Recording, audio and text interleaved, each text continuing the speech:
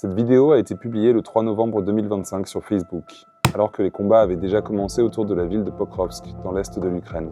En quelques jours, elle a été visionnée, likée et partagée des centaines de milliers de fois.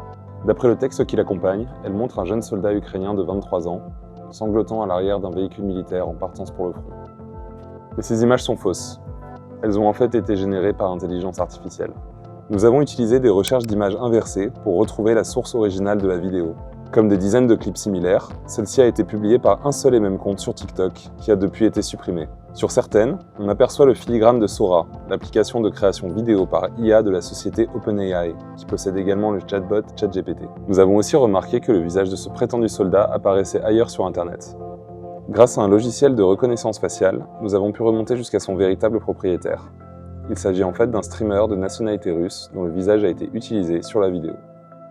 Le 13 novembre dernier, il a d'ailleurs partagé sur Telegram une capture d'écran d'une émission de la chaîne suédoise SVT consacrée à la vidéo, en commentant « D'autres vidéos diffusées sur le compte TikTok aujourd'hui supprimé utilisent elles aussi les visages de streamers et de blogueurs russes.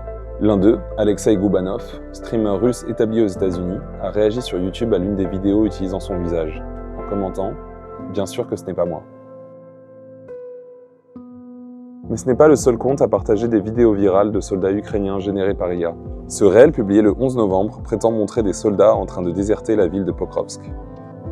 Mais là aussi, on retrouve des incohérences, comme ce soldat à la jambe bandée qui marche sans difficulté, ou cette civière au premier plan qui semble léviter au-dessus du sol. Au 28 novembre, les combats sont toujours en cours autour de la ville de Pokrovsk. Quant à cette vidéo publiée fin octobre 2025, il prétend montrer 15 000 soldats ukrainiens captifs des forces russes.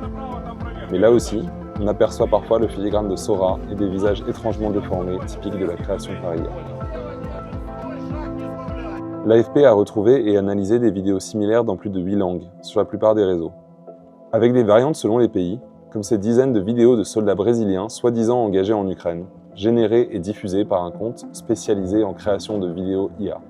La désinformation, générée ou non par IA, peut servir à influencer l'opinion publique, particulièrement en temps de guerre. Elle peut aussi permettre aux créateurs de contenu de gagner beaucoup d'argent grâce à vos interactions. Si vous n'êtes pas sûr de l'authenticité d'un contenu, évitez de liker ou de partager avant de vérifier. Et si vous vous demandez comment faire, n'hésitez pas à consulter nos cours en ligne.